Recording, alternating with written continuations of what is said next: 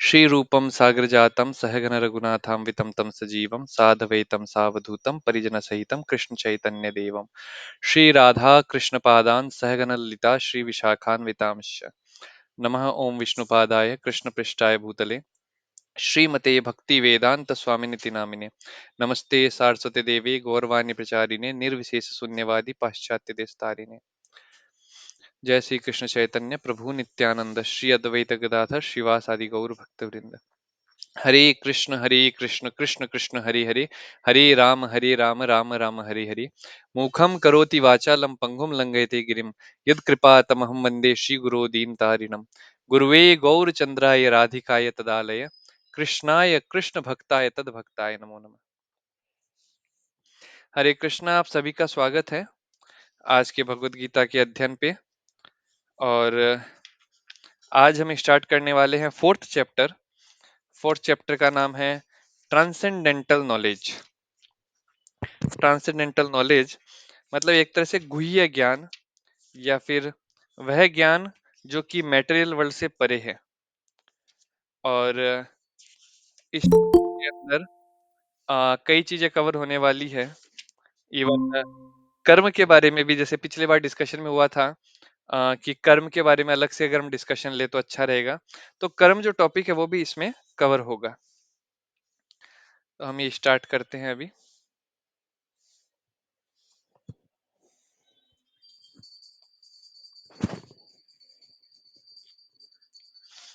आप सबको क्लियर आवाज आ रहा है? Yes sir. ओके। तो पहला वर्ष चैप्टर 4 का। श्री भगवानुवाच इमं विवस्वते योगं प्रोक्तावानहम् अव्ययम् विवस्वान् मनवे प्राह मनुरिक्ष्वा कवे अब्रवीत। तो कई बार ये भी होता है कि लोग सोचते हैं कि भगवत गीता सही में भगवान ने बोली कि नहीं बोली। ये डाउट बहुत बार आया जाता है। और जो भी हम नॉलेज में लेते हैं, जैसे भागवतम है या चैतन्य चरितामृत है या बाकी जो पुराण आदि श्रुतियां स्मृतियां हैं, तो बार बार ये प्रश्न पूछा जाता है कि क्या प्रूफ है कि ये भगवान ने ही बोला है। तो यहाँ इस श्लोक के अंदर भगवान स्वयं बता रहे हैं कि भगवान ने कब कब गीता बोली और किस किस को बोली, और बाद में कैसे कैसे वो गीता जो थी वो लुप्त हो गई और फिर दोबारा भगवान बोलने आए हैं। और जब जब गीता की जरूरत होगी तब तब भगवान बोलेंगे। तो इस श्लोक का हम ट्रांसलेशन पढ़ते हैं। Personality of Godhead Lord Krishna said, I instructed this imperishable science of yoga to the sun god Vivasvan. तो होते हैं जो आपने सुने भी होंगे, सतयुग, द्वापर युग, त्रेता युग, कलयुग।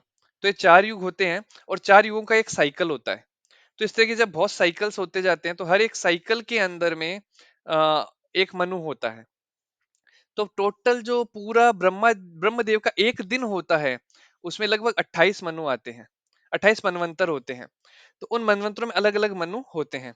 तो यह जो वर्णन है यहाँ पे कि जो मनु इक्ष्वाकु जो है, मनु जो है जिन्होंने इक्ष्वाकु को दिया। तो इक्ष्वाकु वंश कौन सा वंश हुआ?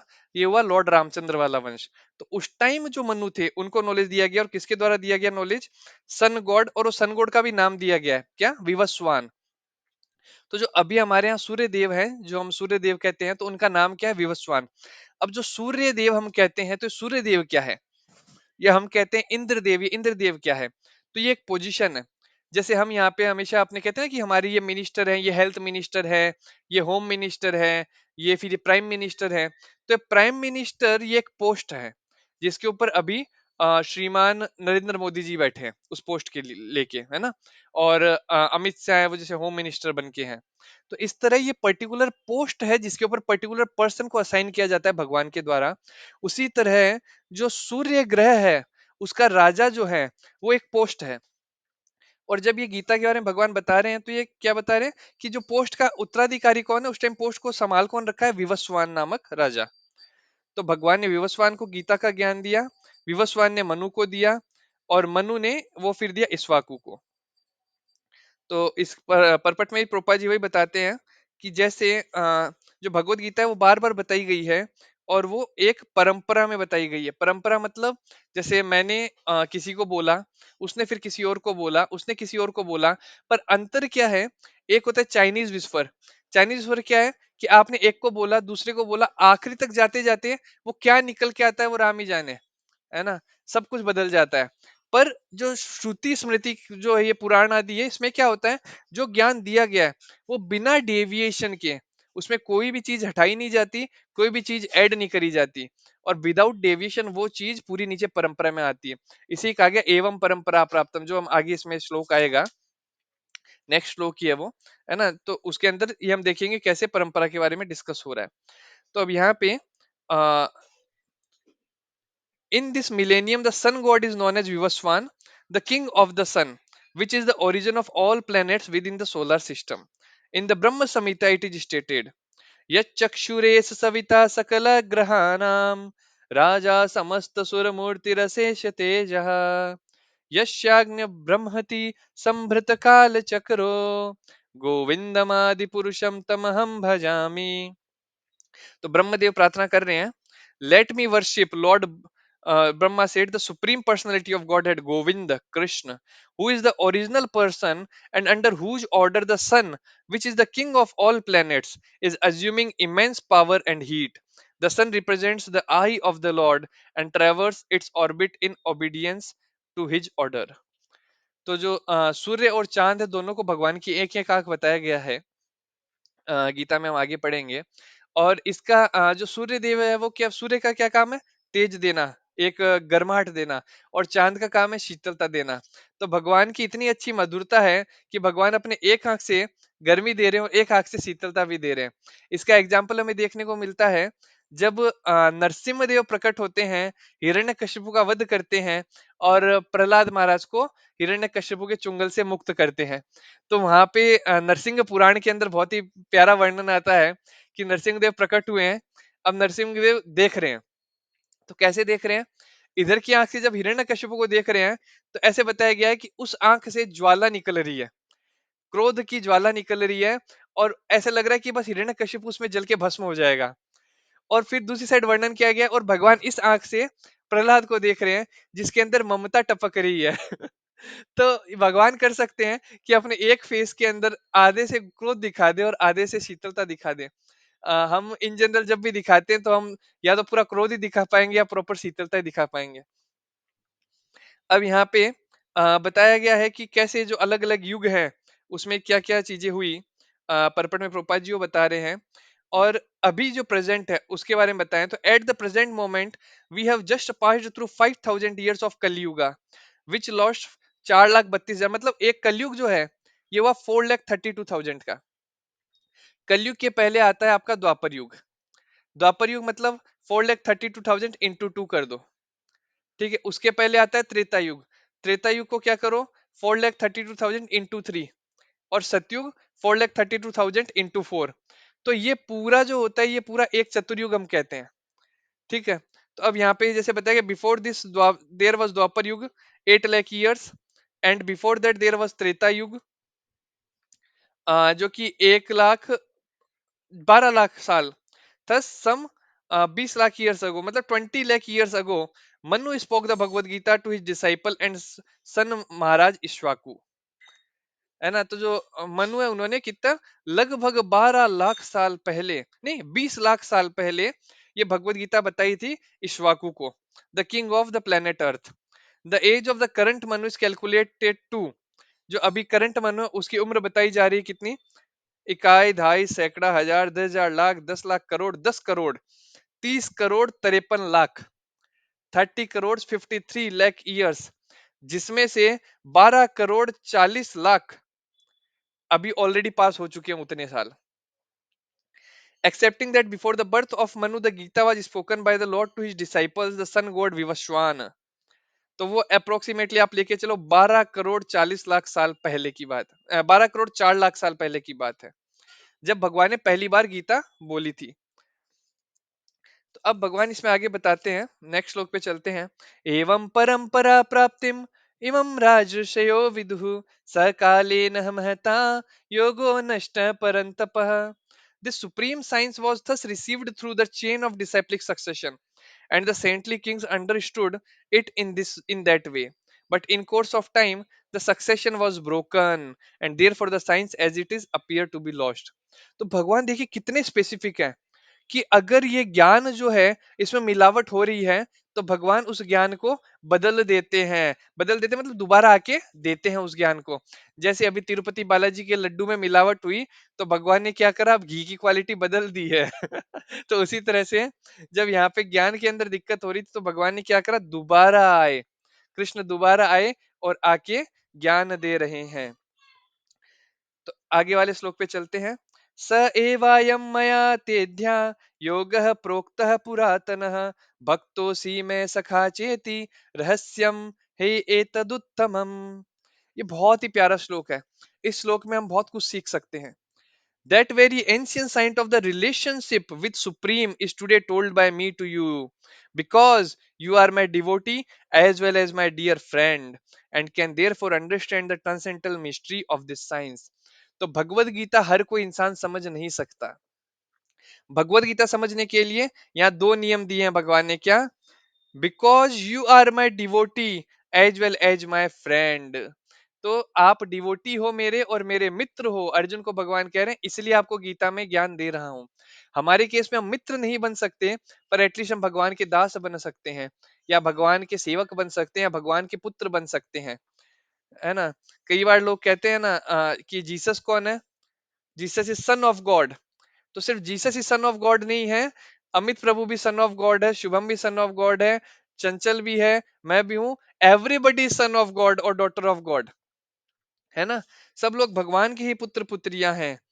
हाँ, ये हो सकता है कि हमारा भगवान ने एक सोर्स अलग किया है। ये हो सकता है जैसे आ, अब मेरे दादाजी हैं, तो उनका भी मैं एक तरह से बच्चा ही बोला जाऊंगा, है ना?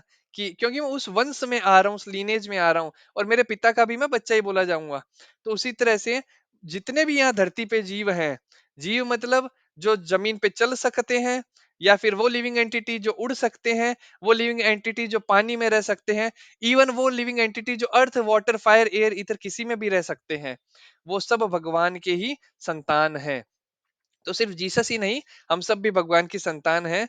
और हम सब वह संतान है जो भगवान से रूठ के यहाँ पे आके बैठी है।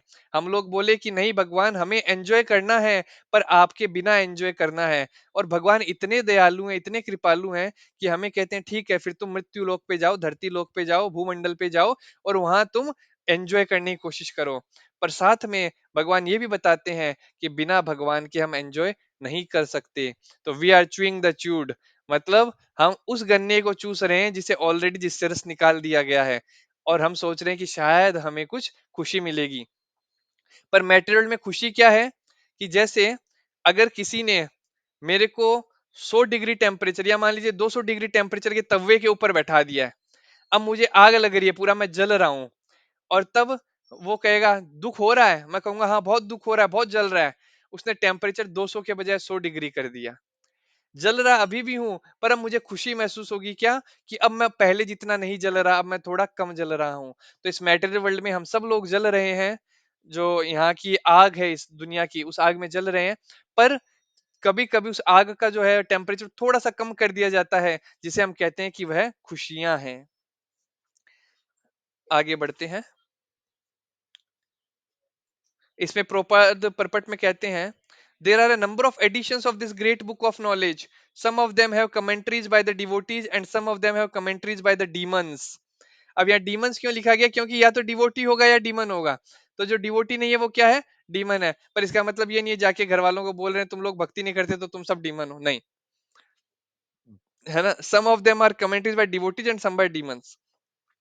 Commentation by the devotees is real, whereas that of the demons is useless.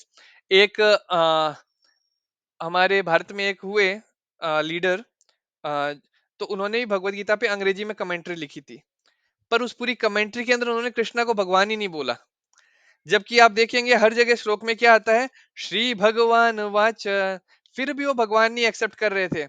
तो अगर आप गीता हाथ में लेके घूमते हो, पर आप कृष्ण को भगवान नहीं कहते, और गीता पूरी बोली गई किस चीज पे, युद्ध के ऊपर, जो महाभारत में धर्म के लिए युद्ध हो रहा था, और अगर आप पूरा गीता लिए घूम रहे हो और बस अहिंसा परो धर्म का रट लगा रहे हो, चाहे अधर्म क्यों ना हो जाए, पर आप अहिंसा हिंसा चिल्ला रहे हो, तो उसका मतलब है कि आपने गीता साथ में तो रख ली है, पर आपने गीता को कभी खोल के पढ़ा नहीं। तो ऐसे ही कई लोग थे जो गीता लेके चलते थे पर कभी गीता पढ़ नहीं पाए, और आ, उस कारण उनका खुद का सुकृति भी नहीं हुआ। लोग कहते हैं मरते समय हे राम बोले, पर उसका भी कोई प्रूफ नहीं मिलता है कि वो हे राम बोले या क्या बोले। पर ठीक है, तो आगे पढ़ते हैं। अर्जुन वाच अपरम भवतो जन्म परम परम जन्म विवस्वत कथमेतादि जानीयाम त्वमादो प्रोक्तवानिति। अर्जुन कहते हैं, the sun god Vivasvan is senior by birth to you, how am I to understand that in the beginning you instructed this science to him. ये हमारे भी आता होगा मन में कि नंदलाल है ना, नंदलाल तो नंद के पुत्र के रूप में आए, उनके अष्टम गर्भ, जो देवकी का अष्टम गर्भ थे उसके रूप में आए, और ये बता रहे हैं इधर करोड़ों साल पहले की बात। तो अर्जुन, ऐसा नहीं है कि अर्जुन को वहां फेत नहीं है, अर्जुन को पूरा फेत है भगवान जो बात बोल रहे हैं तो, पर अर्जुन इस तरह के प्रश्न पूछते हैं हम लोगों के बेनिफिट के लिए, क्योंकि अर्जुन अगर वो प्रश्न नहीं पूछेंगे तो उन प्रश्नों का जवाब नहीं मिलता, और हम इतने शुद्ध नहीं हैं कि हमारे सामने अभी भगवान प्रकट होके कहें हे दीपक बताओ तुम्हें क्या प्रश्न है, तो वैसा नहीं होने वाला है। इसलिए अर्जुन हमारे बेनिफिट के लिए ये प्रश्न पूछ रहे हैं। अब यहाँ पे सेम चीज प्रोपाद परपट में लिख रहे हैं। Krishna also appeared as the son of Devaki on this earth. How Krishna remained the same supreme personality of Godhead, the eternal original person, is very difficult for an ordinary man to understand. Therefore, to clarify this point, Arjuna put this question before Krishna so that he himself could speak authoritatively. That Krishna is the supreme authority, is accepted by the whole world, not only at present, but from time immemorial, and the demons alone reject him. Anyways, since Krishna is the authority accepted by all, Arjuna put this question before him in order that Krishna would describe himself without being depicted by demons who always tried to distort him in a way understandable to the demons and their followers. अ, शास्त्र को किस तरह से भी मोड़ा तड़ोरा जा सकता है, और इसीलिए कई लोग क्या है शास्त्र पे अपना कमेंट्री लिखते हैं, क्योंकि समय के साथ में जो भाषाएं हैं जिसमें शास्त्र लिखे जाते हैं, वो भाषाएं लोग उतना पढ़ते नहीं है, और धीरे धीरे वो भाषाएं लुप्त होती जाती है। जैसे जो संस्कृत है वो सबसे पुरानी भाषा है ना। संस्कृत से आपकी तमिल आती है, तेलुगु आती है, कन्नड़, तो अगर आप देखेंगे तमिल तेलुगु कन्नड़, तो वहां पे जो भाषा यूज होती है it is very very similar to Sanskrit. जो शब्द संस्कृत में यूज होते हैं बहुत ज्यादा सिमिलर होते हैं। उसके बाद आप देखेंगे तो हिंदी हो गई, है ना, जहाँ पे भी आप संस्कृत के कुछ शब्द यूज कर रहे हैं। और बाद में और जो मराठी हो गई, या फिर और जो हरियाणवी, मारवाड़ी, इस तरह की अलग जो भाषाएं हैं, उनमें भी कुछ कुछ अंश मिलता है, पर इसमें ये सारी भाषाएं ज्यादा हिंदी से कॉपी करी गई है। तो अब यहाँ पे क्या होता है कि जो संस्कृत भाषा के अंदर जो पूरा लिखा गया था, गीता लिखी गई थी, अब क्योंकि आने वाले लोगों को संस्कृत भाषा प्रॉपर आती नहीं है, और वो मूड नहीं समझ पाते किस मूड में वो बोला गया है, तो वो लोग खुद का इंटरप्रिटेशन देते हैं। तो एक राइटर है, उन्होंने भगवत गीता पे कमेंट्री लिखी, और वो बोलते हैं जो पांच पांडव है पांच इंद्रियों के समान है, और उन इंद्रियों को पकड़ने वाला जो रस्सी है, तो जो सारथी है, वो सारथी कृष्ण के समान है, और जो घोड़ और जो पूरा रथ है वो बॉडी के समान है। तो कुछ ना कुछ ना कुछ ना कुछ तो देते रहते हैं, पर ये नहीं कहेंगे कृष्ण भगवान है। और फिर उनको पूछा जाता है भगवान कौन है, तो कहेंगे हम खुद भगवान है। एक ऐसी एक ऑर्गेनाइजेशन है भारत में, वो साबुन भी बेचते हैं, वो सर्फ भी बेचते हैं, कई आइटम बेच रहे हैं अभी। तो उन वो और बहुत अच्छा प्रचार भी करते हैं, उनके बहुत सारे फॉलोवर्स हैं। आ, वो कई क्रियाएं सिखाते हैं। आ, तो पहले मैं सोचता था कि शायद ये कुछ तो एंड में भक्ति पाथ पे लेके जाएंगे, पर बाद में मुझे पता चला कि एक दिन वो लेक्चर दे रहे थे, और उस लेक्चर में उन्होंने मोर मुकुट पहन रखा है, हाथ में बंसी ले रखी है और कथा कर रहे हैं। तो क्या होता है, मायावादी ऐसे ही होते हैं, जिनका एंड गोल होता है वो कहते हैं कि हमें कृष्ण बनना है। पर जैसे अमित जोशी प्रभु एक इंडिविजुअल है, शुभम इंडिविजुअल है, चंचल इंडिविजुअल है, दीपक भी इंडिविजुअल है। अब दीपक कहे कि मुझे अमित बनना है, वो पॉसिबल नहीं है। उसी तरह भगवान भी एक इंडिविजुअल है। तो हम लोग भगवान नहीं बन सकते।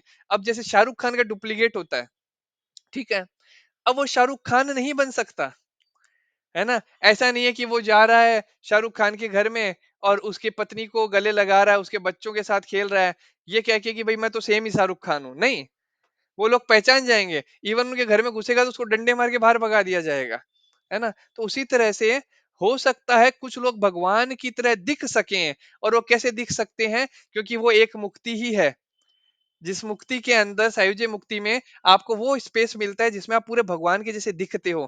पर तब भी आप भगवान नहीं हो, आप भगवान से भिन्न हो, भगवान इंडिविजुअल है। अब यहाँ पे भगवान बताते हैं, श्री भगवान उवाच बहुनी मे व्यतीतानि जन्मानि तव चार्जुन तान्यम वेद सर्वाणि न त्वं वेत्थ परन्तप। भगवान कहते हैं, many many births both you and I have passed, I can remember all of them but you can not, O subduer of the enemy. भगवान यहाँ कह रहे हैं कि हमने और तुमने साथ में कई जन्म बिताए, है ना। सिर्फ 7 जन्म ही नहीं, हजारों लाखों जन्म हमने साथ में बिताए, पर मुझे वो याद है और तुम वो याद नहीं रख सकते। क्यों याद नहीं रख सकते? क्योंकि जो जीव है, जो ये आत्मा वो क्या है तो प्योर। पर जब वो इस मैटर वर्ल्ड में आता है, तो जिस तरह बारिश का पानी जमीन को छूते ही कंटेमिनेटेड हो जाता है, उसी तरह ये जीव जो है, ये दो बॉडियों में कंटेमिनेशन ले लेता है अपने ऊपर। एक है उसका सटल बॉडी, एक है ग्रॉस बॉडी। सटल बॉडी हुआ मन बुद्धि अहंकार, और ग्रॉस बॉडी हुआ earth water fire air ether. ये दो बॉडी की कवरिंग के कारण वो बेचारा क्या होता है, फंस जाता है, और वो सारी यादें जो है उसकी वो भूल जाता है। स्टिल भगवान कृपा दिखाने के लिए कुछ लोगों को वो यादें फिर भी दे देते हैं, कुछ यादें, जिस कारण हम समझ पाते हैं कि कैसे रीइंकार्नेशन एग्जिस्ट करता है। उसकी कई स्टोरीज हम लोगों ने पहले बताई भी है। जी, एक पायलट था, वो एक एक्सीडेंट में मर जाता है, और उसके बाद में वो बच्चा, जब वो दूसरा जन्म होता है, तो बच्चा जब 5-6 साल का होता है तो सारे फ्लाइट के सारे पार्ट्स बता देता है। फिर वो इवन बताता है वो कौन से युद्ध में गया था, कैसे वो मरा।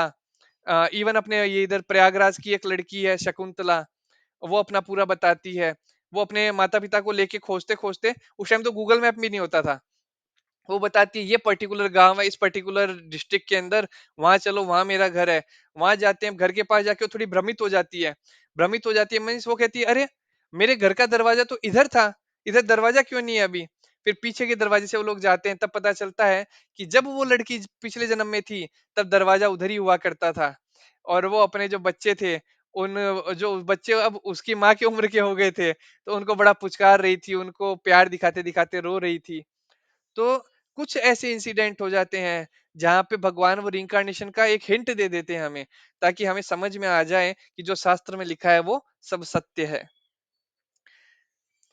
ब्रह्म संहिता में आता है, अद्वैतम अच्युतम अनादि अनंत रूपम आद्यम पुराण पुरुषम नवयौवनम च वेदेषु दुर्लभम दुर्लभमात्म भक्तो गोविंदमादि पुरुषम तमहं भजामि रामादि मूर्ति सुकला नियमेन तिष्ठान नानावतारण अकरोद भुवनेषु किंतु कृष्ण स्वयं संभवत परम पुमान्यो गोविंदमादि पुरुषम तमहं भजामि। मैं वह गोविंदा है जिनको मैं प्रणाम करता हूँ, जो ओरिजिनल पर्सन है, एब्सोल्यूट है, infallible without beginning. Although expanded into unlimited forms, he is still the same original, the oldest, the person always appearing, the fresh youth. तो भगवान क्या नव यौवनम च, चाहे भगवान की उम्र 1 अरब साल क्यों ना हो जाए, वो नव यौवनम च है। नव यौवनम च मतलब एक युवक के समान, एक युवा अवस्था में जो यौवन, जिसके अंदर सबसे ज्यादा स्मार्ट लगता है बच्चा, उस उम्र के अंदर ही भगवान हमेशा रहते हैं। इसलिए अगर वर्णन आप देखेंगे, जो भगवान का लीनेज आता है, तो भगवान की 16,108 पत्नियां थी। 16,108 पत्नियों से भगवान को 10-10 पुत्र हर एक पत्नी से प्राप्त होते हैं। तो अब हो गए कितने, 16,116 लाख, अप्रोक्स 16 लाख उनको पुत्र प्राप्त होते हैं। और उन पुत्रों के फिर पुत्र प्राप्त होते हैं। तो मतलब भगवान के परपुत्र एक तरह से हो गए। परपुत्र जब तक थे, मतलब जो ये जो राजा थे एक, जिन्होंने बाद में भगवान के सारे विग्रहों के निर्माण करे, मैं नाम भूल रहा हूँ उनका। अमित ब्रो, आपको याद आ रहा है? वज्रनाथ जी। वज्रनाभ। तो जो वज्रनाभ थे, तो वज्रनाभ तक लगभग भगवान ने देखा है उन सब लोगों को, है ना। वज्रनाभ जस्ट भगवान के जाने के बाद वज्रनाभ ने फिर वो विग्रह वगैरह बनाए थे। तो उतनी लीनेस को भगवान ने देखा है, और तब तक उनकी एज कैसे दिखाई जाती थी, नव यौवनम। उनका ऐसे लगता था कि ये तो कोई 16-17 साल का युवक है। और यहाँ पे बताएं, I worship the supreme personality of Godhead Govind, who is always situated in various incarnations such as Ram, Narasimha and many sub incarnation as well. भगवान के कितने इंकारनेशन है, किसी को आइडिया है? डॉक्टर शुभम, आपको आइडिया है कितने इंकारनेशन है भगवान के? सर नहीं, इनकारनेशन इन सेंस क्या बोल रहे हो भगवान के मतलब? कितने अवतार हैं? सर बहुत सारे हैं ऐसे देखा तो, मतलब सब कुछ आइडिया नहीं है ऐसे। ओके, डॉक्टर चंचल और अमित प्रभु? तो जी अनगिनत है। अनगिनत है। भगवान के अनंत अवतार हैं, और भगवान के अनंत अवतारों का गुणगान कर रहे हैं अनंत शेष। अनंत शेष कौन है? जो बाद में बलराम जी के रूप में हमें देखने को मिलते हैं। तो अनंत शेष का सेवा क्या है? मतलब इसमें भी अनंत शेष के भी आगे, मतलब जैसे अनंत शेष क्या सांप है, ठीक है। अब उसमें भी कई लीने जाती है। तो ये जो गुणगान हो रहा है, ये अलग है एक अनंत शेष। ये वो मेन वाले नहीं जो बलराम जी के रूप में आते हैं। ये दूसरे अनंत शेष हैं जो हमेशा भगवान की सेवा करते रहते हैं, और जिनके ऊपर ये पूरा का पूरा जो भूमंडल है, वो भूमंडल उनके मस्तक के ऊपर है। जिससे कहा जाता है कि राई के सीड के समान उनको भूमंडल लगता है, इतने बड़े हैं वो, है ना। तो वो अपने अनंत मुखों से भगवान का गुणगान करे ही जा रहे हैं। और कहा जाता है कि कितने भी बीत जाए युग युगा काल, पर वो गुणगान कभी रुकता ही नहीं है। तो भगवान के इतने अवतार हैं कि उनका बस गुणगान वो चल ही जा रहा है ना। अब जैसे मैं अगर अमित प्रभु का गुणगान करने बैठूं, तो मोस्टली 5 मिनट, 10 मिनट, या फिर ज्यादा से ज्यादा 15 मिनट, 20 मिनट, या मैं भाई बहुत ही बड़ा गुणगानकारी हूं तो मैं 30 मिनट कर दूंगा, है ना। पर भगवान का गुण, इतने ज्यादा गुण है भगवान के, इतनी ज्यादा लीला है भगवान की, कि अनंत शेष अपने अनंत मुखों के द्वारा वो गुणगान करे जा रहे हैं। और अनंत वर्षों से वो गुणगान करे जा रहे हैं, फिर भी वो खत्म नहीं हो रहे। आगे पढ़ते हैं। गुण भी होना चाहिए उसके नहीं, अमित प्रभु, गुण है आप में। आ, जो भी भक्ति करते हैं, भक्ति के पथ पे हैं, उनके अंदर बहुत सारे गुण हैं, इसीलिए वो भक्ति कर रहे हैं। अजो अपि सन् व्ययात्मा भूतानामीश्वरोऽपि सन् प्रकृतिं स्वामीधिष्ठाय संभवाम्यात्ममायया। Although I am unborn and my transcendental body never deteriorates, and although I am the Lord of all living entities, I still appear in every millennium in my original transcendental form. तो यहाँ पे भगवान क्या कह रहे हैं? I am unborn, मैं अजन्मा हूं। इसीलिए एक श्लोक आता है, जन्म कर्म च मे दिव्यम एवं यो वेति तत्वतः त्यक्त्वा देहम पुनर्जन्म नैति मामेति सो अर्जुन। भगवान के जन्म कर्म को जो समझ लेता है, वो दोबारा जन्म कर्म के बंधन में नहीं फंसता है, वो सब इन सब चीजों से मुक्त हो जाता है। तो यहाँ भगवान कह रहे हैं कि आई एम अनबॉर्न, मैं अजन्मा हूं। क्योंकि अगर भगवान कह दें कि मैं जन्मा हूं, तो फिर लोग क्या कहेंगे, तब भगवान से बड़ा कौन हो गया? जिसने भगवान को जन्म दिया। जैसे मुर्गी आई पहले की अंडा, है ना। तो अगर अंडा आया तो अंडे से मुर्गी आई तो मुर्गी से अंडा आया। तो अब भगवान इसीलिए यहाँ पे कंसेप्ट ही खत्म कर देते हैं, ना मुर्गी आई ना अंडा आया, पहले कौन आया? पहले भगवान आए और भगवान आए, भगवान ने फिर अंडा भी दिखा दिया, भगवान ने मुर्गी भी दिखा दी। तो भगवान अनबोर्न है, and my transcendental body never deteriorates. अब हमारी जो बॉडी होती है, ये समय के साथ क्षीण हो जाती है। आज सुबह मैं जब नहा के बाहर निकला तो मैंने देखा कि मेरे तो 2-3 सफेद बाल आ गए हैं, है ना। तो अब मैं भी धीरे धीरे वृद्ध अवस्था की तरफ जा रहा हूँ। आ, तो ये, सर सर मेरे तो अभी से ही आने लग गए। आप भी वृद्ध अवस्था की तरफ अभी जा से। रहे यस यस। हैं शंकराचार्य शंकराचार्य कहते हैं ये कि बाल्य अवस्था क्रीड़ा सकता, शंकराचार्य कहते हैं और चाणक्य पंडित दोनों में से कोई कहता है, बाल्यावस्था क्रीडा सकता, युवावस्था युवती सकता, है ना, और वृद्ध अवस्था चिंता सकता। हाँ, शंकराचार्य ही कहते हैं वृद्ध अवस्था चिंता सकता। और फिर कहते हैं कि तुम भजन कब करोगे? बाल अवस्था में तुम सिर्फ खेल कूदने में लग गए, और जब युवन युवक की अवस्था हुई या फिर जब यौवन हुआ तो अपोजिट सेक्स के पीछे भागने लग गए, और जब वृद्ध अवस्था हुई तब चिंता ही चिंता करने लग गए कि अरे मैंने इतना कमाया। जैसे आप देखेंगे ना, हमारे घर में भी जो हमारे पेरेंट्स होते हैं या ग्रैंड पेरेंट्स होते हैं, तो एक तरह से आइडियली 50 के बाद इसलिए वानप्रस्थ बोला गया था, ताकि नीचे वाली जनरेशन को एक वो रेस्पॉन्सिबिलिटी लेने की हिम्मत मिले, पर वो जाते नहीं, अटैचमेंट रहता है, बहुत छोड़ते नहीं है घर। तो क्या होता है, अब वो बात बात पे टोकेंगे। वो कहेंगे, अरे तुम्हें ये भी नहीं आता, हाँ इतना सा काम बोला था तुमसे होता नहीं है, हम जब थे हमारी उम्र में हम ये कर लेते थे, हम वो कर लेते थे, अब देखो शरीर साथ नहीं था इसलिए तुम्हें कह रहे हैं तुम तो कुछ नहीं करते हो, है ना। तो ये बार बार ये क्यों बोला जा रहा है? क्योंकि चिंता सकता। इसके लिए एक कथा भी आती है शास्त्रों में। आ, एक इंसान था, तो उसको कैलाश नाम था उसका, कैलाश। तो उसके पास एक दिन नारद मुनि उधर से गुजर रहे थे, नारायण नारायण नारायण नारायण।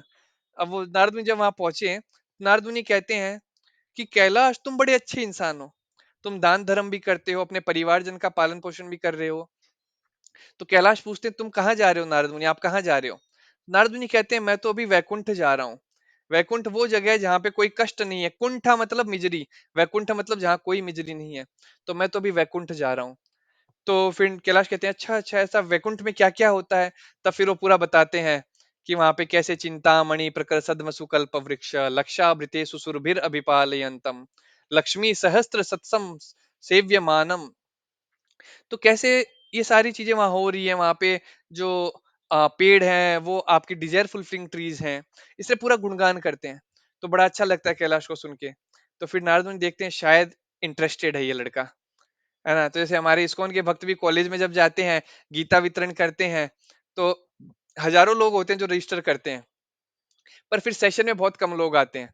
हजार में से मान लीजिए 200 लोग सेशन फर्स्ट सेशन में आए, second session third session six session होते होते 15-20 बच्चे बचते हैं।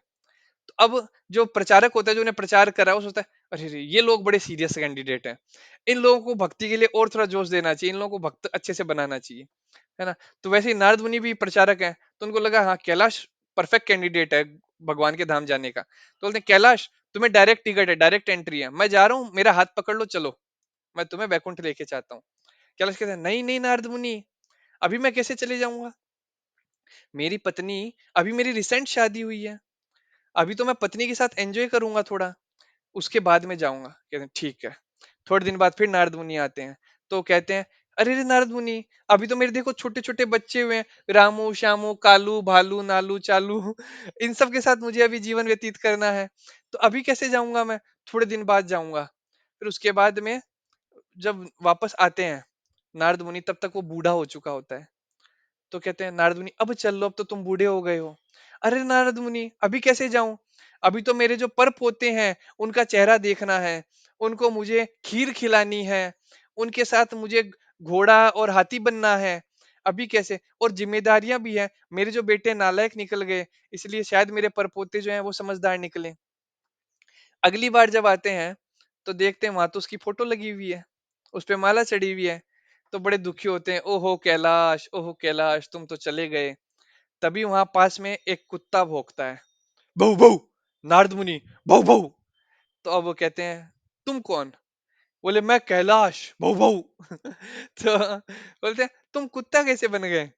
बोले क्या है ना कि ये जो मेरे सब लोग हैं ये बड़े निठल्ले लोग हैं, रात में ये लोग ऐसे ही सो जाते हैं, और ये ध्यान भी नहीं रखते कि घर में कोई चोर आ जाए, लूट जाए, मैंने इतना धन इकट्ठा करा है इनके लिए, इतना सब व्यवस्थाएं करी है, और ये लोग अब ध्यान नहीं रख ले, इसलिए मैं क्या करता हूँ, मैं रात को इस घर की चौकीदारी करता हूँ। नारद मुनि कहते हैं चल बैकुंठा चल। तो कहता है नहीं नारद मुनि, ये थोड़े से समझदार हो जाए बच्चे फिर मैं चलूंगा। बोले ठीक है। अब वो अगली बार आते हैं तो कुत्ते की फोटो के आगे भी माला लगी रहती है। बोले ओहो कैलाश तू फिर से मर गया। तभी एक सांप आता है, "श्श, श्श, नारद मुनि, हरे कृष्णा।" तो अब कहते हैं कि अच्छा तुम कौन हो? तो बोले मैं कैलाश हूँ। बोले तुम सर्प योनि में कैसे आ गए? बोले क्या करूं नारद मुनि, मेरे बेटे इतने नालायक हैं, खेत के अंदर में फसल उग रखी है पर ध्यान नहीं देते, और जो ये सुअर, जंगली सुअर है, ये लोग खेत में आ जाते हैं, तो मैं उन्हें ढसता हूँ, उन्हें डरा के भगाता हूँ और खेत की रक्षा करता हूँ। और साथ में जो स्वर्ण उन्होंने रख रखा है, मैं उस स्वर्ण के ऊपर भी बैठा रहता हूँ ताकि कोई आके उसको चुराए नहीं। अब नारद मुनि का दिमाग ठनक गया, बोले ये आदमी तो इस जन्म में क्या अगले 100 जन्म में भी नहीं जाएगा। और ये क्या शुद्ध भक्त की एक कृपा होती है कि वो हमेशा अपने जो फॉलोअर्स होते हैं या जो जुड़े होते हैं उन सबको कृपा देके उनको भक्ति पाथ पे देना जोड़ना चाहता है। अब नारद मुनि क्या करे, जल्दी से जाते हैं और उसके बच्चे को कहते हैं, अरे हाय हाय हाय हाय, जल्दी आओ, देखो इतना बड़ा काला नाग तुम सबको डस जाएगा, तुम सबको मार देगा। अब उसके बेटे ही आते हैं डंडा लेके और उसको पीट पीट के मार देते हैं। और जब उसको मारते हैं तब नारद मुनि उसको हाथों हाथ उसकी आत्मा को उसके साथ में लेके वैकुंठ लेके चले जाते हैं। तो यहाँ पे जो सीख हमें मिलती है वो ये सीख मिलती है कि जो अटैचमेंट है वो इस तरह का ही है, जन्म जन्मांतर तक। ऐसा नहीं है कि एक जन्म का अटैचमेंट के कारण डॉक्टर शुभम आज डॉक्टरी करने आए हैं। ये कई जन्मों का अटैचमेंट था, कई जन्मों के कर्म थे, जिस कारण ही हमें वो सुकृति भी मिली कि हम इतना पढ़ लिख पाए। नहीं तो आप देखें कितने लोग होंगे जो कि, जैसे मैं इधर पूना जंक्शन रेलवे स्टेशन पे एक दिन मैं बैठा था, सुबह मेरी ट्रेन थी लगभग 7-8 बजे। तो वहां पे एक औरत लगभग 3-4 बच्चों के साथ बैठी थी, और देखने समझ में आ रहा था कि वो भिखारिन होगी, बैगर होगी। अब उसके जो बच्चे हैं वो जमीन पे ही लौट रहे हैं, पूरे धूल में भरे हुए हैं, है ना। और कुत्तों के साथ, जो नाली के कुत्ते हैं पूरे कीचड़ में भरे हुए, उनके साथ उनके पूंछ पकड़ पकड़ के खेल रहे हैं। एक बच्चा तो उस कुत्ते के कान में जाके काट रहा था, है ना। तो आप सोचिए कैसी जिंदगी वो जी रहे हैं। और अगर आप देखेंगे इधर, तो हम लोग कितनी अच्छी जिंदगी जी रहे हैं, हमारे पास रहने के लिए घर है, पहनने के लिए कपड़ा है, खाने के लिए प्रसाद है, पढ़ने के लिए इतनी बड़ी बड़ी कॉलेजेस में हम पढ़ रहे हैं, और कमाने के लिए भी कितनी अच्छी व्यवस्थाएं हैं। तो ये हमारे कर्मों के कारण हमें मिला है। इसलिए जब हमें इतनी अपॉर्चुनिटी अच्छी मिली है, तो फिर हमें उसे मिस नहीं करना चाहिए, हमें भक्ति को सीरियस लेना चाहिए। कृष्ण कहते हैं कि जो भी इंसान भक्ति पथ पे जुड़ा है पर भक्ति नहीं कर पाया पूर्ण, अच्छे से भक्ति नहीं कर पाया, और मृत्यु के समय भी उसकी भक्ति जो थी वो पूर्ण नहीं हो पाई थी, तो उसको अगले जन्म में दो जगह में से एक जगह जन्म मिलता है। या तो रिच मर्चेंटाइल, कोई बहुत ही अमीर व्यापारी के घर मिलेगा, क्योंकि जो अमीर लोग होते हैं ज्यादातर वो पायस होते हैं, तो अमीर व्यापारी के घर मिलेगा उसको जन्म। या फिर उसे किसी क्वालिफाइड ब्राह्मण मतलब जो वैष्णव है, जो भगवान का भक्त है, उसके घर उसको जन्म मिलेगा। तो भगवान ये कृपा क्यों देते हैं? ताकि हम भक्ति कर सके। तो जो भी जैसे अमित प्रभु हैं, शुभम प्रभु हैं, आप लोग एक अच्छे परिवार में जन्म लेके अच्छी डिग्रियां हासिल इसलिए कर पाए क्योंकि वो आपको पिछले जन्म की स्वीकृति मिली थी। अब इस जन्म को अगर आप अच्छे से यूटिलाइज करते हो, तो फिर आपके जीवन का कल्याण हो सकता है। अजो अपि संव्ययात्मा भूतानामीश्वरोऽपि सन् प्रकृतिम स्वामीधिष्ठाय संभवाम्यात्मायया। तो भगवान, ये अपने पढ़ लिया। Although I am unborn and my transcendental body never deteriorates, and although I am the Lord of all living entities, I still appear in every millennium in my original transcendental form. यदा यदा ही धर्मस्य, ये पूरे विश्व में सबसे famous श्लोकों में से एक है ना। 5वीं क्लास का बच्चा भी ये बोल देगा। यदा यदा हि धर्मस्य ग्लानिर्भवति भारत, अभ्युत्थानम् अधर्मस्य तदात्मानं सृजाम्यहम्, परित्राणाय साधूनां विनाशाय च दुष्कृतां, धर्म संस्थापनार्थाय संभवामि युगे युगे। महाभारत। तो जो महाभारत सीरियल आता था बी आर चोपड़ा का, उसमें यही ट्यून हुआ करती थी। तो इस श्लोक का ट्रांसलेशन है, whenever and wherever there is a decline in religion practice, O descendant of Bharat, and a predominant rise of irreligion, at that time I descend myself. मतलब भगवान इतने मर्सीफुल हैं कि भगवान स्वयं आ रहे हैं जब जब अधर्म बढ़ रहा है, तो है ना, तब भगवान स्वयं आ रहे हैं, ये नहीं है कि भगवान किसी को भेज दें। अब आप देखिए, जब हिरण्यकश्यपु था वो इतना बड़ा दैत्य था, उसने पूरा हाहाकार मचा रखा था, उसको मारने के लिए भगवान को आने की जरूरत नहीं थी। भगवान को क्या करना था, उसकी जो नलकी थी ना, सांस नली, उसके अंदर में बैठे बैठे एक ऐसे ट्विस्ट मारना था बस। यहाँ से नल की घूम जाती और हिरण्यकश्यप वहीं खत्म हो जाता। फिर उसके ऊपर चाहे ब्रह्म के हजार ही, ब्रह्मदेव के हजार वरदान क्यों ना दिए हो, ऐसा भगवान ने किया है।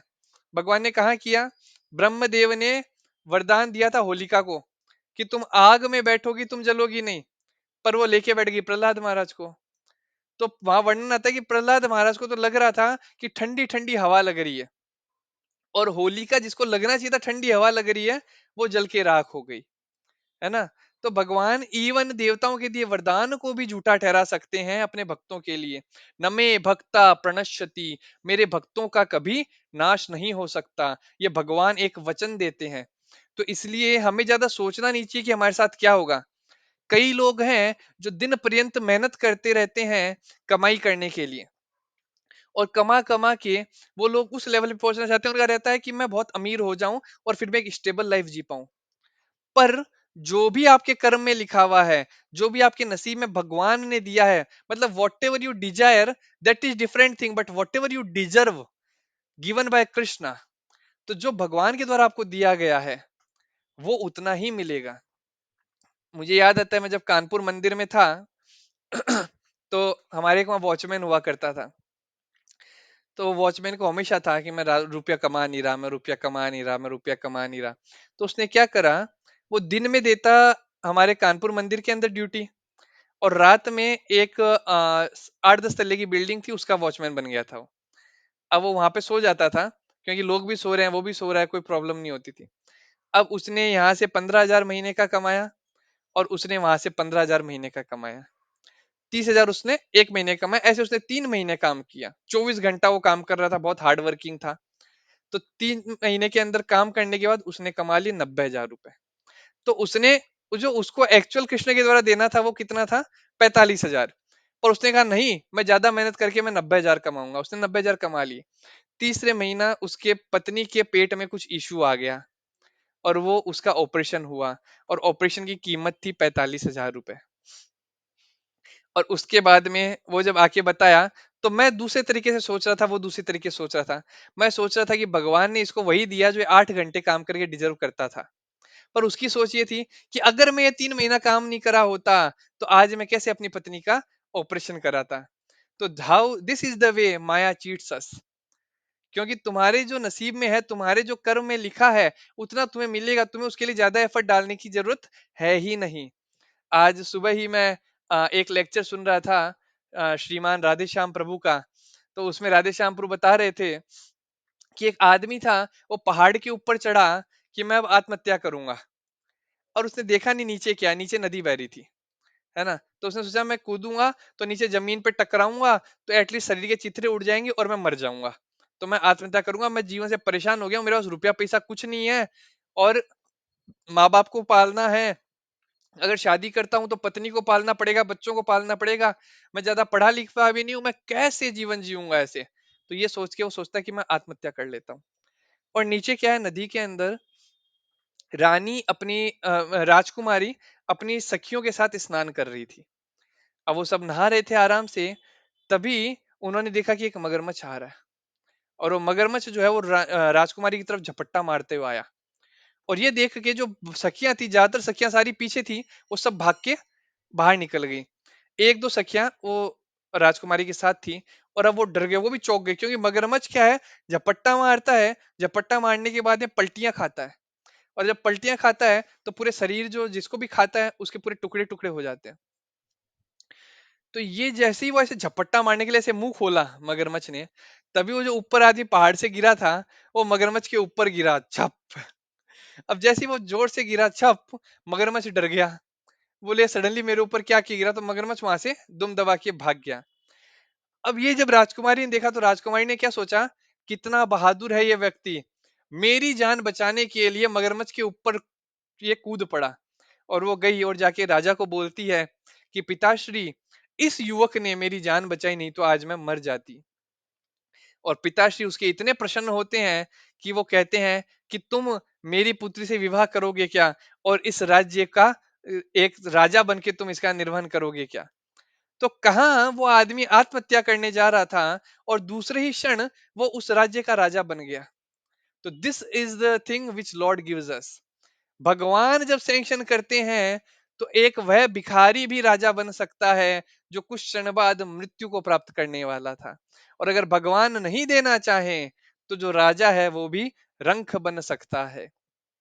ये हम महाभारत के अंदर देखते हैं कि कुछ क्षण पहले युधिष्ठिर महाराज के पास में कितना बड़ा राज्य था और कुछ क्षण बाद में उनकी पत्नी को भी दांव पे लगा दिया गया जिसे भी वो हार गए। आगे वाले श्लोक में चलते हैं। परित्रणाय साधुनाय, तो इसके अंदर भगवान थे to deliver the pious and to annihilate the miscreant as well as to reestablish the principle of religion, I myself appear millennium after millennium. यहाँ पे एक चीज और मैं ऐड करना चाहूंगा कि भगवान जो है वो, उनकी सोच छोटी नहीं है, उनकी सोच बहुत बड़ी है। मान लीजिए अगर मेरा आज पाँव फ्रैक्चर हो जाता है, मैं जा रहा हूँ, मेरा कार से एक्सीडेंट हो जाता है, मेरा पाँव फ्रैक्चर हो जाता है, और अब मेरे पास ऐसा मान लीजिए कि मेरे पास रुपए भी नहीं इलाज कराने के, और मैं हो सकता है मैं कोसूं कि अरे भगवान क्या फ्रैक्चर कर दिया कि मेरे पास तो रुपए भी नहीं है और मुझे रुपए की व्यवस्था करने 5 दिन लग जाए और 5 दिन बाद मेरा इलाज हो। तो मेरी सोच छोटी है कि 5 दिन बाद का मेरे को वेट करना पड़ रहा है, मुझे तड़पना पड़ रहा है। पर भगवान की सोच 50-50 हजार साल बाद तक की भी रहती है कि कैसे इस जीव को मैं कल्याण कर पाऊं, इस जीव का मैं कल्याण कर पाऊं। तो इसका एग्जाम्पल हम देखते हैं अर्जुन के जीवन में ही। एक समय था जब जो पांचों पांडव थे उनकी शादी हो जाती है द्रौपदी से। अब क्योंकि 5 पांडव एक साथ द्रौपदी के साथ रह नहीं सकते, वो मतलब थोड़ा कल्चर्ड नहीं लगता है, तो नारद मुनि उनको बताते हैं कि ऐसा करिए कि पहले एक राजा, मतलब एक जो पति है वो रहेगा, और उसको जब पुत्र या पुत्री प्राप्ति हो जाती है, संतान उत्पत्ति हो जाती है, उसके बाद में दूसरा पति है वो रहेगा। और इस दौरान अगर दो बाकी जो पति हैं उनमें से कोई भी आप लोगों के कक्ष में आएगा तो उसको वनवास जाना पड़ेगा। ठीक है। तो अब ऐसा रूल ऐसा बन गया। युधिष्ठिर महाराज का ये अच्छा रूल भी है, नारद मुनि सजेस्ट कर रहे हैं तो मान लेते हैं। अब वो नियम उन्होंने मान लिया। अब उसके बाद में एक यज्ञ होता है जो भगवान कृष्ण की प्रसन्नता के लिए किया जा रहा था। और उस यज्ञ के टाइम में जो तक्षक नाग था, तक्षक सर्प था, वो क्या है, जितनी भी गायें थी वो गायों को वहां से चुरा के ले जाता है। वो गायों को चुरा के ले जाता है ये सोच के कि अब मैं यज्ञ नहीं होने दूंगा। अब वो और तक्षक का वो क्या था, जब तक गांडीव लेके अर्जुन सामने नहीं आएंगे मैं सामने प्रकट भी नहीं होऊंगा। और गांडीव कहाँ रखा हुआ था? गांडीव उस महल में रखा हुआ था जहाँ युधिष्ठिर महाराज द्रौपदी के साथ में थे। क्योंकि भगवान की प्रसन्नता के लिए वो यज्ञ होना था। इसलिए अर्जुन ने ये सोचा नहीं कि मैं अगर अंदर घुसूंगा उसके बाद मुझे वनवास जाना पड़ेगा। अर्जुन घुस जाते हैं, गांडीव लेके आते हैं और आके फिर तक्षक से युद्ध करते हैं, उसको वहां से भगा देते हैं और सारी गायों को लेके आ जाते हैं और अगले दिन यज्ञ संपन्न हो जाता है। पर अर्जुन वहां से वनवास पे चल जाने को रेडी हो जाते हैं। अब कोई ये कह सकता है कि अरे इसने भगवान के लिए, क्योंकि हम लोग क्या इमीडिएट सोचते हैं ना, हम कहेंगे अरे इसने तो भगवान के लिए वो नियम तोड़ा और भगवान ने इसे कष्ट के लिए वनवास भेज दिया। पर भगवान इतने स्मार्ट हैं, भगवान को पता था कि आगे कई सालों बाद में, 100 150 200 साल बाद में महाभारत बोल के युद्ध होगा जिसके अंदर जो जयद्रथ होगा, वो जयद्रथ के लिए मेरा ये भक्त अर्जुन वह लेगा और फिर पराठे खा के खराटे मार के सो जाएगा कि अब अगले दिन मेरे साथ क्या होने वाला है वो मेरे ऊपर सब छोड़ देगा। और इसलिए मुझे आज इंतजाम उसके लिए करना पड़ेगा कि उसको वनवास के द्वारा भेजा जाए ताकि वो कैलाश जाके पशुपत्र अस्त्र जो है उसको प्राप्त कर सके शिव जी को प्रसन्न करके। और फिर वहां से उनको गाइडेंस देते हैं कृष्ण कि तुम जाओ, एक एक दो साल अभी टाइम पास ही करना है तो थोड़ा उधर टाइम पास करके आओ। अब वो जाते हैं वहां शिव जी को प्रसन्न करते हैं और बाद में पशुपत्र अस्त्र लेके आते हैं जो कई सालों बाद में उनके काम आता है। तो भगवान जो हमेशा प्लान करते हैं वो लॉन्ग टर्म प्लान होता है ना। आजकल गवर्नमेंट भी वैसा कर रही है ना। अगर आप शॉर्ट टर्म म्यूचुअल फंड में या स्टॉक में इन्वेस्ट करते हो तो 30% या 20% टैक्स काट लेगी। पर आप लॉन्ग टर्म के लिए करते हो तो आपका टैक्स क्या होता है, कम हो जाता है। तो वैसे ही है, भगवान भी कह रहे हैं कि तुम लॉन्ग टर्म के लिए मेरे पे फेथ रखो, तो सब तुम्हारा अच्छा ही अच्छा होगा। पर जब तुम शॉर्ट टर्म के लिए करोगे, तब तुम हमेशा ऐसे ही कोसते रहोगे, प्रभु तुमने मेरे साथ ऐसा क्यों किया। हो सकता है डॉक्टर शुभम भी कोसते हो कि प्रभु आपने मेरे को एमबीबीएस का क्यों सुझाव दिया, रशिया में चला गया मैं, वहां जाके परेशान हो गया, अब मुझे मेडिकल लाइन में नहीं घुसना, मैं तो इसलिए फार्मेकोलॉजी में आ गया। ये हो सकता है। पर इसका दूसरा तरीका ये भी है कि अगर फार्मेकोलॉजी में आने के बाद में शुभम बहुत अच्छे से भक्ति कर पा रहे हैं, और शुभम भविष्य में भी बहुत अच्छे सेटल हो पाए, बहुत पीसफुल लाइफ जी पाए, इसीलिए हो सकता है भगवान ने उस टाइम एमबीबीएस करने के लिए भेजा हो। क्योंकि अगर एमबीबीएस नहीं करे होते तो फार्मेकोलॉजी में एमडी भी नहीं कर पाते। तो आगे चलते हैं। नवा श्लोक या आखिरी श्लोक आज का हम लेंगे, उसके बाद हम आज यही डिस्कशन बंद करेंगे। ये भी बहुत प्यारा श्लोक है, जो मोस्टली हर एक सेशन के अंदर मैं इस श्लोक को कोट करता ही रहता हूँ। जन्म कर्म च मे दिव्यम एवं यो वेति तत्वतः त्यक्त्वा देहम पुनः जन्म पुनर्जन्म नेति मामेति सो Arjun. One who knows the transcendental nature of my appearance and activities does not, upon leaving the body, take his birth again in this material world, but attain my eternal abode, O Arjuna. मैं जब श्लोक पढ़ रहा था, तो मुझे एक याद आया कि कैसे कलयुग के जो जीव हैं, कलयुग के जो प्राणी हैं, वो कुछ भी इंटरप्रिटेशन कर सकते हैं। तो जैसे हम लोग जो है, हम लोग चाय नहीं पीते हैं, हम लोग कॉफी नहीं पीते हैं, क्योंकि उसमें कैफीन निकोटीन ये सब होता है जो कि ड्रग्स है। तो हम वो इंटॉक्सिकेशन के काम नहीं करते। तो एक आदमी आया और बोला, तुम कहते हो चाय नहीं पीनी, पर कृष्ण ने कहा है चाय पीनी है, और कृष्ण ने गीता में कहा है चाय पीनी है। और यही नहीं कि सिर्फ कृष्ण कह रहे हैं कि मैं चाय पीऊंगा, नहीं, कृष्ण कह रहे हैं सभी को चाय पीनी है, सभी चाय पियो। और कैसे चाय पियो वो भी कृष्ण बोलते हैं, कैसे बना के चाय पियो वो भी कृष्ण बोलते हैं। तो मैं भी चकरा गया, मैं बोला भाई सारे श्लोक पढ़ लिए, कोई नई गीता ले आया, क्या हो गया। तो उसने श्लोक भी कोट किया। उसने कहा, सर्वस्य चाहम, कि सर्वस्य सभी लोग क्या पियो, चाय पियो। सर्वस्य चाहम रिधि सन्नविष्टो, और कैसे पियो, हृदय से पियो, दिल से पियो, सभी चाय पियो। और कैसे पियो, बना के कहा, इष्टो, सर्वस्य चाहम रिधि सन्नव इष्टो, स्टोक पे चाय बना के पियो, और सब लोग दिल से चाय पियो। तो मैंने माथा पकड़ लिया, मैं बोला जय हो, आप ही अगले कृष्ण बनोगे लगता है मायावादियों के तो उसी तरह से एक आदमी मेरे को बोला कि जब भगवान ने गीता बोली थी, तो उस टाइम अर्जुन की उम्र कितनी थी। तो मैंने कहा ध्यान नहीं भाई, होगी लगभग 200-250 साल की तो होगी उम्र लगभग, नहीं तो हो सकता है 140-150 की भी हो, एग्जैक्ट ध्यान नहीं है। तो उसने कहा मुझे मालूम है। मैंने कहा अच्छा क्या उम्र थी। बोले 100 साल। तो मैंने कहा 100 साल कैसे। तो उसने ये श्लोक कोट किया, जन्म कर्म चमे दिव्यम एवं यो वेति तत्वतः त्यक्त्वा देहम पुनर्जन्म नेति मामेति सो अर्जुना। तो उसने कहा, नेति मामेति, मैं और तुम दोनों कितने साल के हैं अर्जुन, 100 अर्जुना, हम 100 साल के हैं तो like this people just try to manipulate Bhagavad Gita. इसीलिए एवं परंपरा प्राप्तम, परंपरा में गीता सुनना बहुत आवश्यक है, नहीं तो सब लोगों को चाय पिलाते रहेंगे स्टॉप पे बना बना के तो one who knows the transcendental nature of my appearance and activities does not upon leaving the body take his birth again in this material world, but attains my eternal abode। तो जो भी भगवान के जन्म और कर्म को सुन समझ लेता है, और इसके बारे में भागवत में भी एक जगह वर्णन आता है कि पूरा जन्म कर्म तो हम समझ नहीं सकते, पर कुछ जगह भगवान हिंट देते हैं कि इन बेसिक चीजों को समझ लो।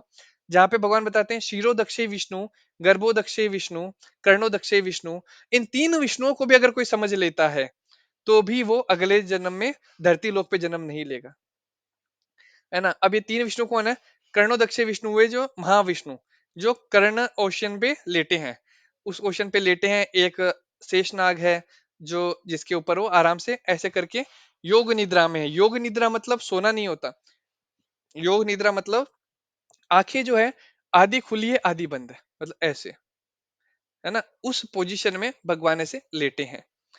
और वो हो गए आपके कर्णदक्षय विष्णु। उनसे निकलते हैं बहुत सारे ब्रह्मांड, और उन ब्रह्मांडों में जाके कौन बैठा है? गर्भोदक सागर में गर्भोदक्षय विष्णु। और उन गर्भोदक सागर के गर्भोदक्षय विष्णु से निकल के आते हैं क्षीर सागर में, मतलब आ, और नीचे लेवल पे आप आ गए। अब क्षीर सागर मतलब दूध का सागर बोल दो, है ना। उस क्षीर सागर के अंदर बैठे हैं क्षीरोदक्षय विष्णु, जो हमारे हृदय के अंदर परमात्मा के रूप में भी उपलब्ध हैं। अगर आप जाएंगे ना, ये गुरुवायूर मंदिर है, या श्रीरंगम के अंदर जाएंगे आप, या फिर इवन तिरुपति बालाजी के मंदिर में जाएंगे, तो वहां पे, क्योंकि वो भगवान का कर्णोदक्षी विष्णु का एक तरह से रूप मैनिफेस्टेशन है हर जगह, तो जब आप वहां भगवान के विग्रह के कान लगाएंगे ना, तो आपको उसमें ओशन की लहरें सुनाई देगी, कि भगवान ओशन पे लेटे हैं, तो ओशन की लहरें सुनाई देगी। इवन कई लीलाएं आती है, मैं एक लीला बता के विराम दूंगा। गुरुवायूर के पास में ही एक मंदिर था, आई एम नॉट रिमेम्बर, शायद गुरुवायूर मंदिर ही था या तो वहां पे जो पूरा फर्श था, उस फर्श के अंदर ये मरकुरी डाला हुआ था, पूरे फर्श में मरकरी से वो फिट करा हुआ था। तो मैं वहां जब गया तो मैंने वहां पुजारी से पूछा कि प्रभु ये क्या है, ये यहाँ मरकरी क्यों डाला गया है? इन जनरल मैंने देखा है कि सीमेंट से भरपाई करी जाती है दो पत्थरों के बीच में, या फिर कुछ जगह कांच भी लगाया जाता है, कांच लगा के उसको एकदम प्लेन करके करा जाता है। पर ये मरकरी स्पेसिफिकली यहाँ क्यों डाला गया है? तो उन्होंने बताया कि एक बार क्या हुआ, एक भक्त थे जिनके पास में ये राजा की अंगूठी थी। नहीं नहीं, एक भक्त थे जिनको पता था कि ये जो भगवान है ये कौन है, वही शिरोदक्षी कर्णोदक्षी विष्णु है। तो उनको वो समझ में आता था कि भगवान की लीला है, सब कुछ समझ में आता था, यहाँ के पुजारी थे। अब क्या होता है, एक दिन राजा आता है, तो राजा आके कहता है कि विग्रह को थोड़ा सा हमें हिलाना डुलाना, या उस साइड हमें जाना है, ऐसे करके। तो बोलता है नहीं नहीं, उधर नहीं जा सकते क्योंकि उधर सागर बह रहा है। तो उसको विश्वास नहीं होता, तो राजा अपनी अंगूठी देता है, और उस अंगूठी को वो भगवान के उस साइड डालते हैं। उस साइड डालते हैं, जब निकालते हैं तो अंगूठी की रस्सी निकलती है, बस वो जो रस्सी बंधी हुई थी, अंगूठी गायब, और रस्सी थी गीली।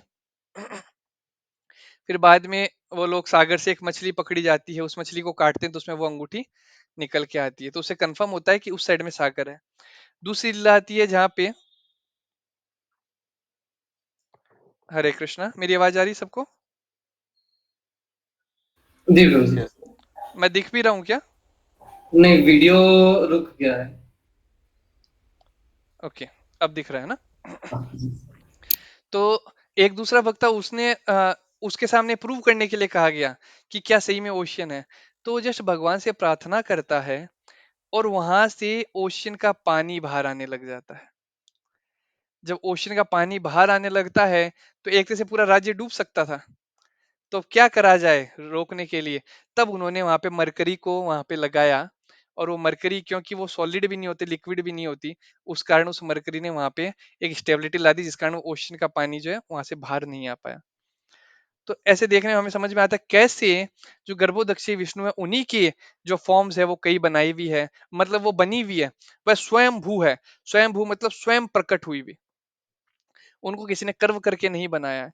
तो जो एक मंदिर में हम गए थे, तो वहां पे 1008 शालिग्राम शिला संग में आके उन्होंने वो विग्रह बनाया, और वो इतना बड़ा विग्रह था भगवान का कि उसको एक बारी में आप देख ही नहीं सकते। तीन दरवाजे बने थे, पहले दरवाजे से सिर्फ भगवान के चरण दिखते हैं, दूसरे से भगवान का वक्ष स्थल दिखता है, तीसरे में भगवान का जो लोटस फेस है वो दिखता है। इतना बड़ा मंदिर था। और हम लोग तो उस टाइम जब यात्रा पे थे, तो जिस मंदिर पहुंचते वहीं भगवान को सीधा भोग लगाते, क्योंकि ये मंदिर बहुत बड़े बड़े हैं, पर वहां जब फेस्टिवल होता है तभी भीड़ आती है। क्योंकि जैसे हमारे इस्कॉन मंदिर में भीड़ क्यों आती है, उसके पीछे एक कारण है। उसके पीछे कारण ये है कि हम लोग प्रचार करते रहते हैं, हम कथा वगैरह करते हैं, तो कथा के कारण लोग आ जाते हैं। अन्यथा धामों में लोग जाते हैं सिर्फ फेस्टिवल्स टाइम में, तो वहां उस टाइम ऐसी भीड़ नहीं थी, तो हम डायरेक्ट भगवान का दर्शन कर पा रहे थे, भगवान को सीधे फल अर्पण कर पा रहे थे, और भगवान का महाप्रसाद हमें मिल रहा था। तो वो मैंने देखा कि कैसे जितने भी विग्रह हम देखे रास्ते में, वो सारे विग्रह स्वयंभू थे। और फिर मुझे पता चला कि 108 दिव्य देशम है, मतलब 108 ऐसी जगह है जहाँ पे भगवान के स्वयं प्रकट विग्रह हैं। उनमें से दो हैं वो धरती पे नहीं है, वो दूसरे प्लानेट में है। और 106 धरती पे हैं, और 106 में से भी 90 जो हैं वो साउथ इंडिया में है। तो हमने जो डिस्कस किया यहाँ तक, किसी का अगर कोई प्रश्न है तो प्रश्न पूछ सकता है, नहीं तो 12 बज गई है। इसके आगे हम अगले सत्र में डिस्कस करेंगे 10th श्लोक से, 4th चैप्टर के 10th श्लोक से। हम्म, प्रभु जी एक हाँ बताइए। प्रभु जी, जैसे अभी का जो टाइम है वहां पर तो आप कोई सी भी फील्ड देख लो, जैसे इंजीनियरिंग हो गया, मेडिकल हो गया, या फिर आर्ट्स हो गया, कुछ भी हो गया, तो वहां पर व्यक्ति को अधिक प्रयास करना ही पड़ता है। तो उसको कितना प्रयास करना चाहिए कि वो मतलब, क्योंकि आज रिक्वायरमेंट बहुत ज्यादा हो गई है। रिक्वायरमेंट बहुत ज्यादा होगी ऐसा हमें लगता है, हाँ। असली में रिक्वायरमेंट ज्यादा नहीं हुई है। देखिए, भक्ति विनोद ठाकुर ने बहुत सिंपल सा लॉजिक दिया था। भक्ति विनोद ठाकुर ने 24 घंटे को 3 भाग में डिवाइड करा, 8 8 8। 8 आपके शरीर के लिए, 8 आपके आत्मा के लिए, और 8 आपके कर्म के लिए, मतलब जो आप जॉब करते हैं उसके लिए। तो उनके अनुसार 8 hours job is sufficient. 8 hours time for body, मतलब आप 6 घंटा सो लिए, 2 घंटे में आपने थोड़ा खाना पीना कर लिया, घूमना फिरना हो गया, ये सब करके लगभग 8 घंटा मान लीजिए। और बचे हुए 8 घंटा उसमें आपने साधना करी, आपका जो मॉर्निंग प्रोग्राम। तो हमारे मंदिरों में सुबह 4:30 बजे मॉर्निंग प्रोग्राम होता है, जो कि 9:30 बजे खत्म होता है। तो कितने घंटे हो गए? 5:30, 6:30, 7:30, 8:30, 9:30, 5 घंटे ये हो गए। ठीक है। उसके बाद में शाम को गौर आरती और जो गीता क्लास होती है, 2 घंटा वो मान लीजिए। तो लगभग 7:30 हो गए। और आधा घंटा आप खुद का अध्ययन करते हैं, तो ऐसे करके 8 घंटा आप ले सकते हैं। या फिर 8 घंटा, आधा घंटा आप प्रचार कर सकते हैं, है ना। तो 8 घंटा आप भगवान के लिए डायरेक्ट दे रहे हैं, और 8 घंटा आप फिर अपनी नौकरी के लिए दे रहे हैं। तो भक्तिविनोद ठाकुर कहते हैं जो आपको 8 घंटे में मिल रहा है वो आपके लिए है, उसके ऊपर जो मिल रहा है वो आपको नहीं मिलेगा, है ना। उसके ऊपर जो भी मिल रहा है वो चले जाएगा। तो अब क्या होता है, जनता ये सोचती है, अब देखिए लीगल नियम क्या है, जो गवर्नमेंट का है वो है 9 आवर्स ऑफ वर्किंग। ठीक है। तो 9 घंटा कोई काम तो वैसे भी नहीं करता है ना। उस 9 घंटे में वो लोग 1 घंटा चाय पियेंगे, 1 घंटा गप्पे लड़ाएंगे, तो कुल मिला के वो काम 8 घंटा ही करते हैं। तो आपको काम 8 घंटा ही करना चाहिए। अब हो सकता है कि कंपनी का नियम है कि 9 घंटा की वहां ड्यूटी है, आधा घंटा लंच मिला के 9.5 घंटा होता है ना। तो वो आप 9 घंटा वहां रुके, और आपको जो काम करना है वो आप 9 घंटे में करें।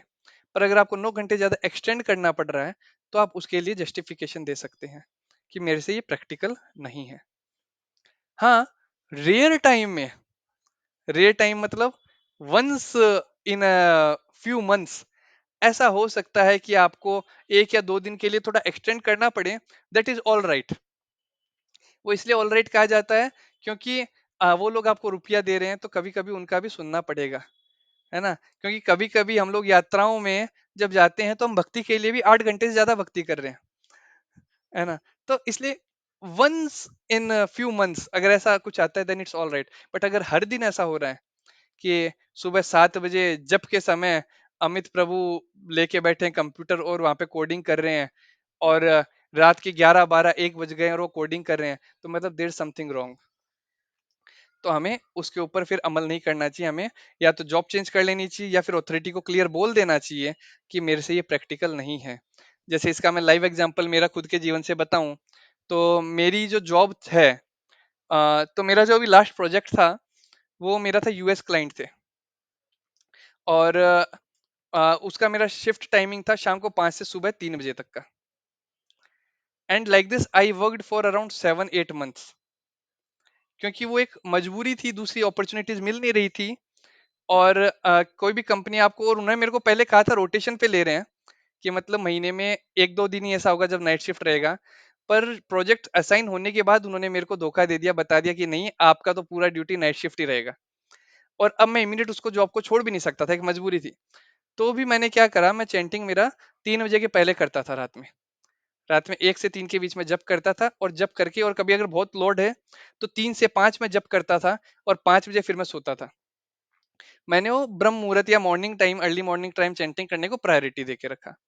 और जब हम सीरियसनेस दिखाते हैं भक्ति में, तो भगवान अपने आप अपॉर्चुनिटी क्रिएट करते हैं। विथ टाइम समझ में आया कि ये जो प्रोजेक्ट है इसके अंदर अगर मैं रहूंगा भी और नहीं भी रहूंगा तो भी उतना अफेक्ट नहीं होने, उतना कोई ये प्रोजेक्ट में कुछ प्रॉब्लम नहीं होगी, क्योंकि दुनिया तो चल ही रही है, हम रहे ना रहे चलती रहेगी, है ना, काल किसी के कहने पे नहीं रुकता है। तो फिर मैंने उसके लिए डाला लेटर कि नहीं मुझे अब इससे बाहर आना है, and after 1 month they released me from that project, and now I will getting some new project. तो उसके अंदर अपन जाएंगे, है ना। पर मेरे को ये समझ में आया, जब हमारी सिंसियर डिजायर है भक्ति करने की, कि मैं सुबह भक्तों के साथ जप करना चाहता हूँ, मैं सुबह 7:30 के पहले पीसफुली जप करना चाहता हूँ, जब हमारी ऐसी डिजायर्स होती है तो भगवान हमें खुद एम्पावरमेंट देते हैं, भगवान हमें खुद हेल्प करते हैं, क्योंकि जैसे भगवान बहुत लंबा सोच रहे हैं, हम तो छोटा सा ही सोच रहे हैं, है ना। तो हमें भगवान पे फेथ रखना चाहिए, श्रद्धा शब्दे विश्वास कहे, सुदृढ़ निश्चय, कृष्ण भक्ति कैले सर्व कर्म कृत है। कृष्ण की भक्ति करेंगे, विश्वास रखेंगे तो सब कार्य अपने आप हो जाएंगे। तो 8 घंटा सफिशियंट है, उससे ज्यादा कर रहे हो तो प वर्ग हो जाता है। प वर्ग मतलब परिश्रम कर रहे हो, फिर फेन आएगा, आखिरी में मैं मृत्यु होती है, तो वो रिक्वायरमेंट नहीं है ना। अभी मायापुर हम लोग जा रहे हैं कार्तिक यात्रा में, तो मैं अपने परिवार को लेके जा रहा हूँ, लगभग 26-27 अक्टूबर के लगभग मैं जाऊंगा सबको लेके भुवनेश्वर। वहां पे हम अनंत वासुदेव का दर्शन करेंगे, फिर हम जाएंगे जगन्नाथपुरी, वहां हम जगन्नाथ का दर्शन करेंगे, और भी कई वहां पे स्पेशल मंदिर हैं जहाँ चैतन्य महाप्रभु की लीलाएं हैं, तो उन सभी मंदिरों में हम भगवान के दर्शन, भगवान के चरण चिन्ह हैं वहां पे, तो वो दर्शन करेंगे।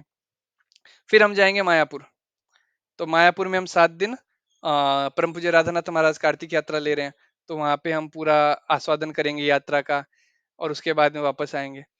तो इस तरह से हमें साल में कुछ टाइम निकालना चाहिए जब हम बहुत डीप डिटेल भक्ति कर सकें। मेरी तो इच्छा है, बाकी तो परिवार के साथ जा रहा हूँ तो उस हिसाब से भी समझना पड़ेगा, पर मेरी इच्छा थी कि जगन्नाथपुरी में जो 1 या 2 दिन मैं रह रहा हूँ, तो मैं हर दिन हरिदास ठाकुर की समाधि पे बैठ के 64 राउंड्स या 192 राउंड्स करने की कोशिश कर सकूं। तो जब हम इच्छा ऐसी रखते हैं कि मुझे इतना जप करना है, तो भगवान हमें प्रेरणा देते हैं, भगवान हमें क्षमता देते हैं कि 192 नहीं तो एटलीस्ट 25 तो कर ले। पर हम अगर इच्छा ये रखते हैं कि मैं तो कैसे भी करके एक माला तो कर लूंगा, तो एक माला भी हमारी रात में जाके कंप्लीट होती है। ठीक है। तो बहुत बहुत धन्यवाद आप सभी लोगों का। I hope I answered your question, Amit. Yes